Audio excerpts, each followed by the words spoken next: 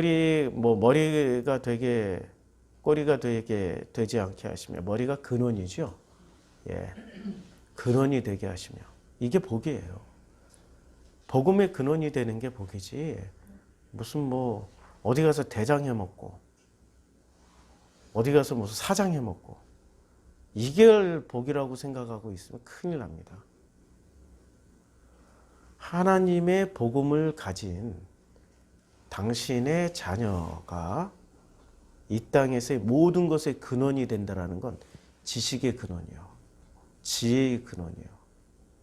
모든 걸 만들어내는 철학과 모든 것의 근원이 되는 것. 그거 훨씬 더 큰 축복 아니에요? 예, 로시가 근원이란 뜻이에요. 그러니까 우리 히브리인들의 사고방식은 머리가 로시잖아요. 로시가 그러니까 히브리인들의 사고 구조에서는 이 머리라는 게 근본이에요. 그래서 머리가 근본이기 때문에 나머지가 다.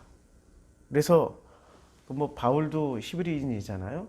물론 살짝 전형적인 히브리인이라고 하기에는 서양 학문을 많이 공부를 했기 때문에 그래도 그는 어떻게 생각을 하고 있습니까?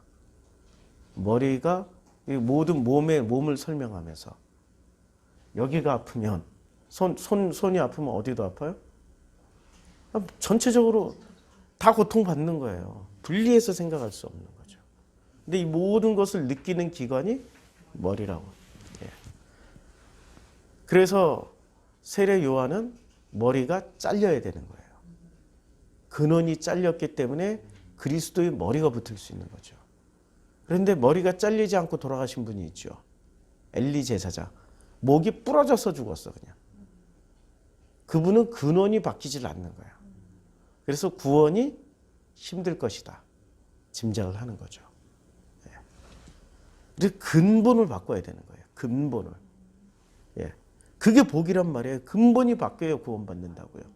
이게 28장 13절. 그래서 위에만 있고 아래에 있지 않게 하시리니. 이것도 같은 개념이죠. 우리는 위에만 있고 아래만 있게. 자, 히브리어로 살펴보자고요. 신명기 28장 지금 13절.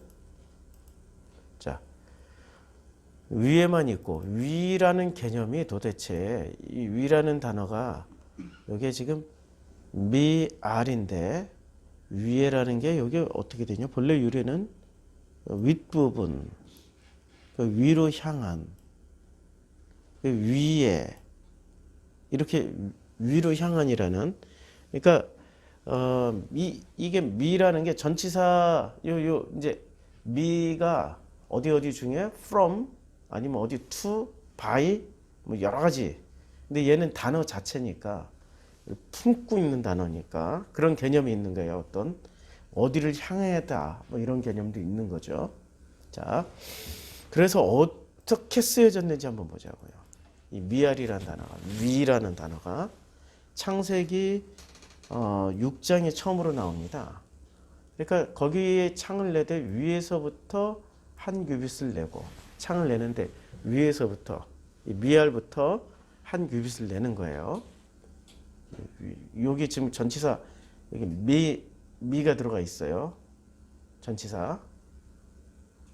from이라고 여기 쓰여져 있죠. 그 다음에 7장 20절. 물이 불어서 15규빗이 오름에. 자, 이 오른다라고 번역을 했어요. 그러니까 우리는 단순히 위가 하나의 기준점이 돼서 위로부터 한 규빗을 내리고 그 다음에 밑에서부터 이렇게 올라오는 것이 또 미알이에요. 히브리어 미알이고 창세기 22장 9절에 보면 나무 위에 하나님 그에게 지시한 곳에 이른지라 이 아브라함이 그곳에 담을 싸고 나무를 벌려놓고 그 아들 이삭을 결박하여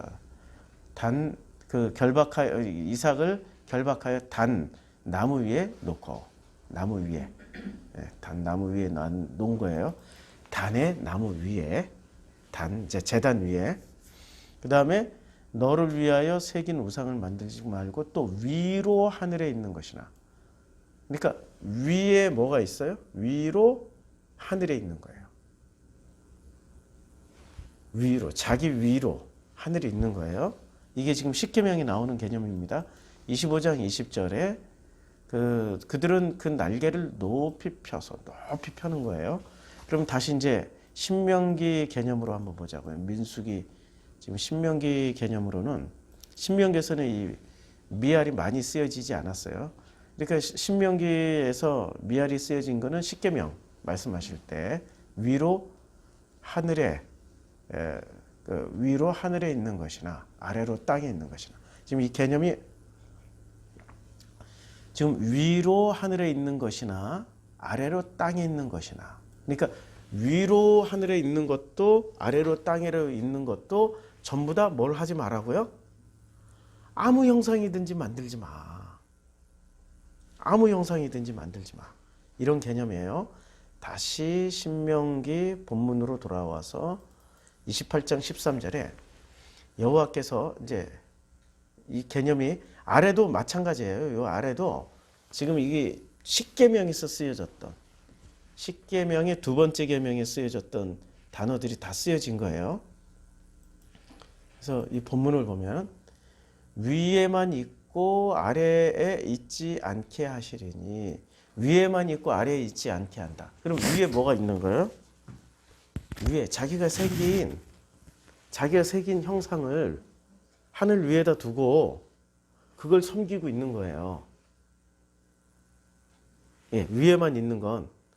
그리고 아래에 있지 않게, 아래에도 새겨놨어요. 근데 위에만 있고 아래에 있지 않게 하시리니 라는 개념에, 일단은 아래에 있는 것을 다 없애고 나면 위로 간단 말이에요. 그럼 위로 가면 아래에 있는 게 없애면은 어떻게 돼요? 예수가 말씀하셨잖아요. 너희가 땅에서 묶이면 하늘에서도 묶이고, 하늘에서 풀리면 땅에서도 풀리고, 땅에서 풀리면 하늘에서도 풀린다고. 아니, 지금 우리가 구약을 해석할 때 예수가 해석해 주신 걸로 해석을 해야 되잖아요. 근데 예수를 빼고 해석을 하려면 불가능하다고요. 전부 다 바리새의 해석에 의존할 수밖에 없다고. 그러니 구약 성경을 예수의 해석으로 하지 못한 사람들이 누구에 기대해서 해요? 온누리교회에서 많이 하잖아요. 유대인 랍비 데려와서 해석하잖아요. 랍비 출신들 데려와서 해석하잖아요. 그래서 무슨 랍비 스쿨? 아니, 이거 무슨 제사장 스쿨? 이런 거 하잖아요. 온누리교회에서.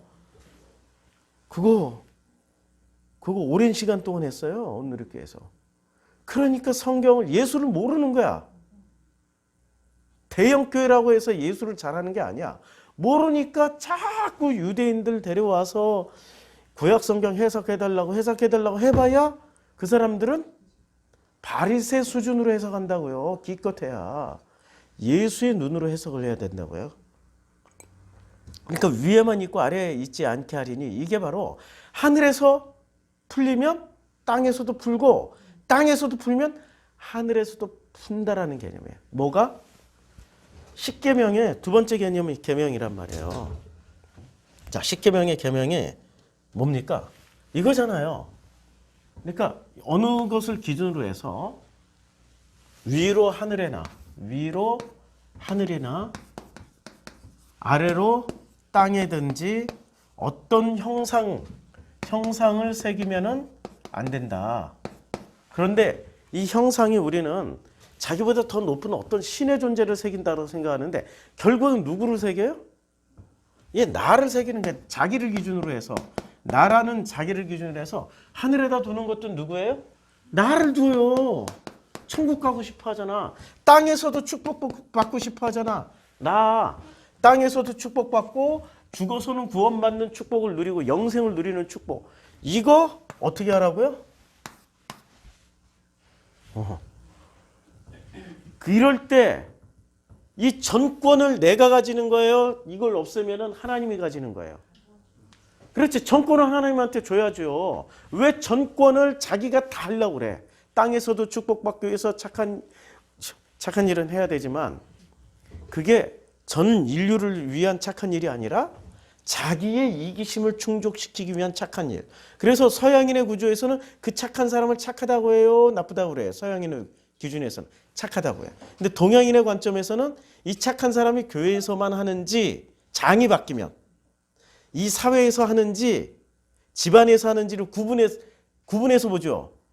확 달라지죠. 교회에서만 착한 일을 하면은 그건 착한 게 아니야. 어디서도 착한 짓을 해야 돼요? 집에서도 해야 되고 자기가 속해 있는 공동체, 사회, 직장 어디서든지 똑같은 행동을 할 때 이 사람은 착한 사람이야. 근데 서양인의 관점은 내 눈앞에서 착한 짓 하면 착한 사람이야. 이렇게 달라지죠. 우리가 기초 공부하고 나니까. 그렇죠? 그러니까 땅에서 풀리면 어디서도 풀려요? 하늘에서도 풀려. 하늘에서 풀리면 땅에서도 풀려. 이게 복이라고.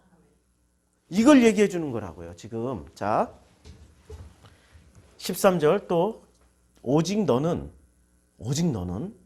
지금 여기서 중요한 거는 하나님 맹세하셨죠. 28장에서 하나님 맹세하신 장면이 많이 나오잖아요. 내 조상들에게 맹세하신 땅에서 누가 맹세했어요? 여호와께서 맹세를 하신 거예요. 그 다음에 여호와께서 내게 맹세하신 대로 그러니까 주체가 맹세하신 분이 주체죠.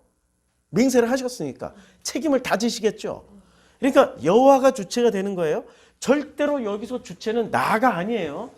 나라는 존재가 아닌데 사람들은 축복받기 위해서 맹세하신 분의 주체를 무시하고 자기가 힘이 있으니까. 왜 힘이 있어요?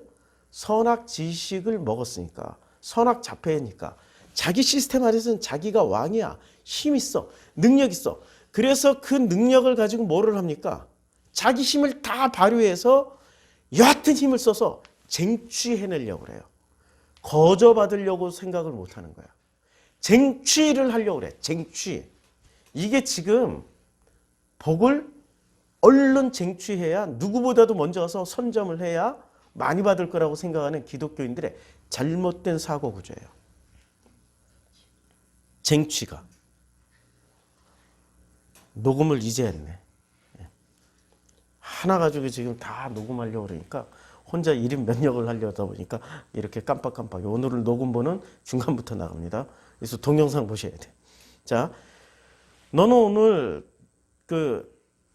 그래서 너는 오직이란 말은 맹세하신 것을 강조하신 말이에요, 지금.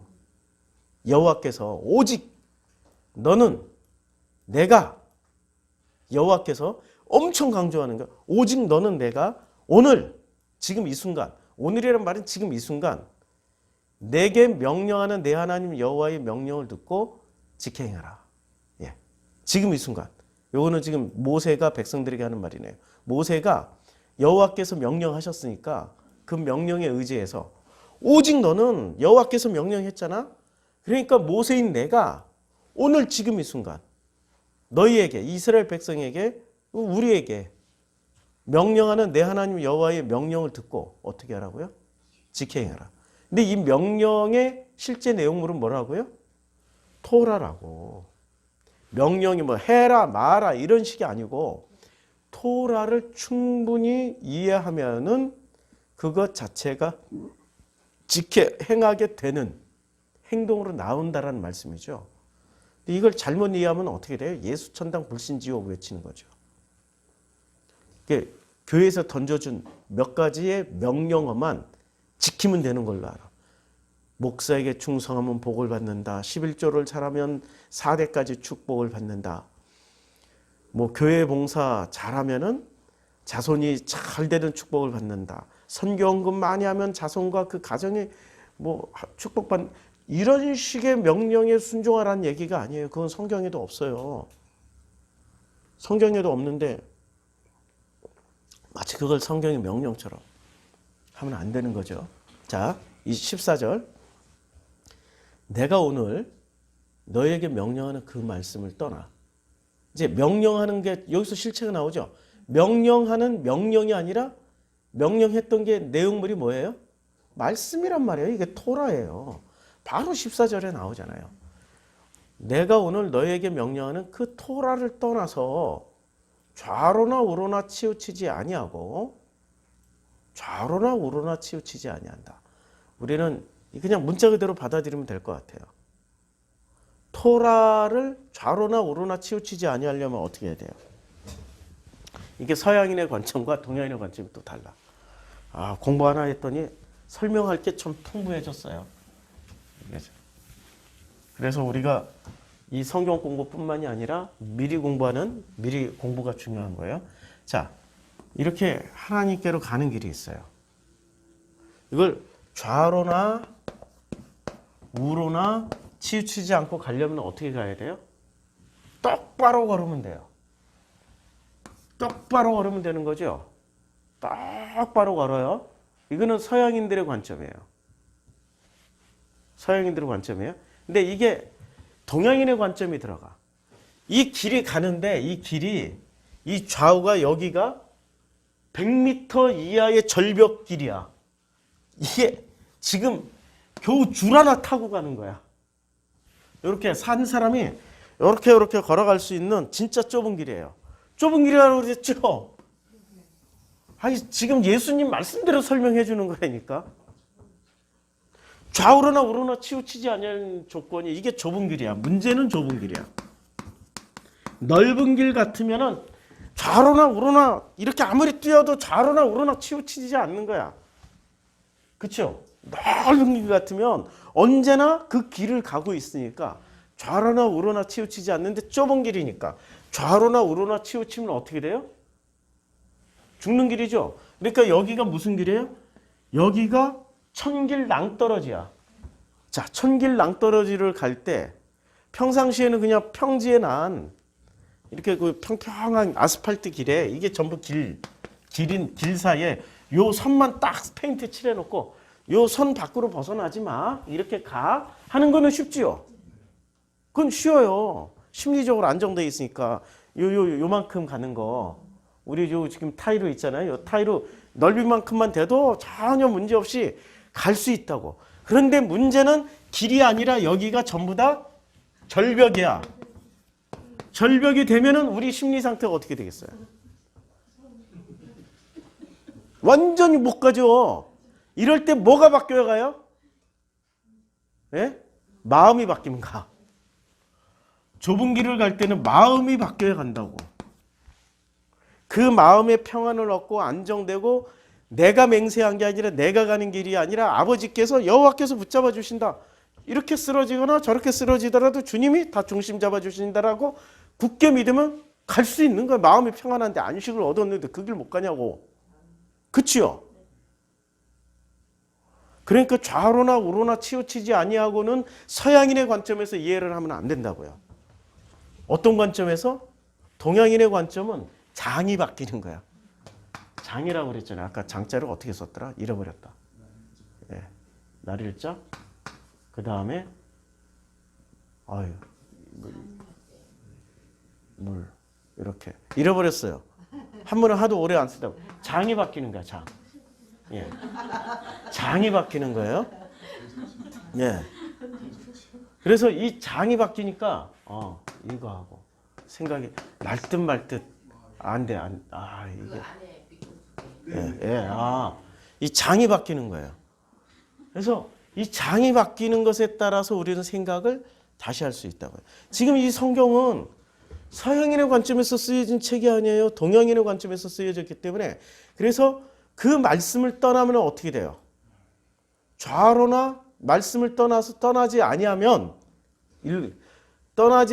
좌로나 우로나 치우치지 아니하다라는 말은 무슨 말입니까? 마음의 중심을 잡고 갈 수 있다는 얘기예요. 마음의 중심이 잡히면 이게 좁은 길이든 넓은 길이든 절벽길이든 낭떠러지 길이든 무슨 길이든 갈 수 있다는 얘기예요. 그 말씀을 품고 가면. 근데 그 말씀을 떠나면 어떻게 돼요? 말씀을 떠나면 이 사람이 아무리 좌로나 우로나 치우치지 아니하더라도 이미 끝난 거야. 이미 끝난 거라고. 아무리 중심 잡고 가도 그건 끝난 거라니까. 그리고 다른 신을 따라 섬기지 아니하면 이와 같으리라.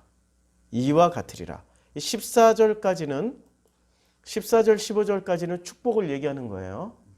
그러니까 그 축복을 받기 위해서는 어떻게 해야 된다고? 다시 강조해줘요. 1절, 2절에서 했던 것처럼.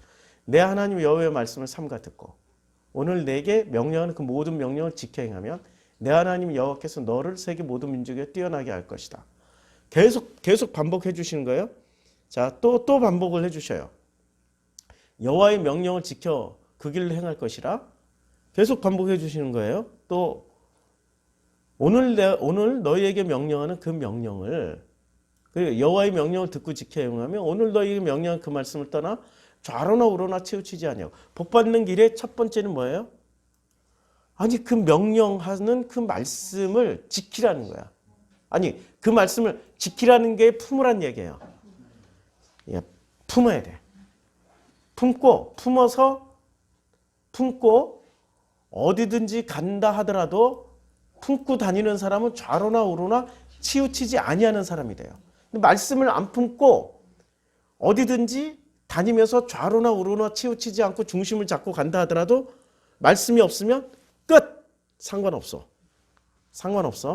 그리고 다른 신을 따라 섬기지 아니하면 이와 같으니. 다른 신이 누구예요? 성경에서 우리는 다른 신이라고 얘기하면 전부 다 바알, 아세라, 그다음에 몰렉 이런 것만 생각한단 말이에요. 근데 이것은 누구를 대변하고 있어요? 나야 나. 전부 다 나. 자신이야. 전부 다 스스로 자자 신신자 스스로 신이 된 인간이에요. 뭘 먹고 선악 지식 열매를 먹고 스스로 신이 된 인간들이라고. 성경에서 신은 딱 이 신밖에 없어요. 이름이 그냥 바알, 몰렉, 아세라 이런 걸로 표현했을 뿐이지 인류사의 신은 자기밖에 없어요. 그 자기라는 신에서 벗어나서 아버지를 만나서 나는 피조물입니다. 피조물인 나를 다 용서해 주시고 그저 아버지의 은혜로 탕자에게 주셨듯이 겉옷 입혀주시고 가락지 끼워주시고 잔치를 베풀어 주시는 것이 그것이 바로 아버지께서 우리에게 거저 주신 아무 자격 없고 조건도 없이 그저 받을 수 있는 최고의 은혜요 사랑입니다. 아멘 하는 게 그게 바로 우리가 받을 수 있는 최고의 축복이에요. 그 최고의 축복을 그 최고의 축복을 받으면 근원이 되고 그렇죠? 그 다음에 하늘에서 묶이더라도 다 풀어져. 아래에서 묶인 거 다 풀어져. 그게 바로 다른 신을 따라 섬기지 아니하는 사람의 모습이죠. 15절 내가 만일 내 하나님 여호와의 말씀을 순종하지 아니하면 이제 여기서부터 저주가 시작됩니다. 아니하여 내가 오늘 내게 명령하는 그 모든 명령과 규례를 지켜야지 아니하면 이 모든 저주가 내게 임하여 내게 이를 것이다. 이제 저주장입니다. 이제 내일부터는 저주 공부할 겁니다.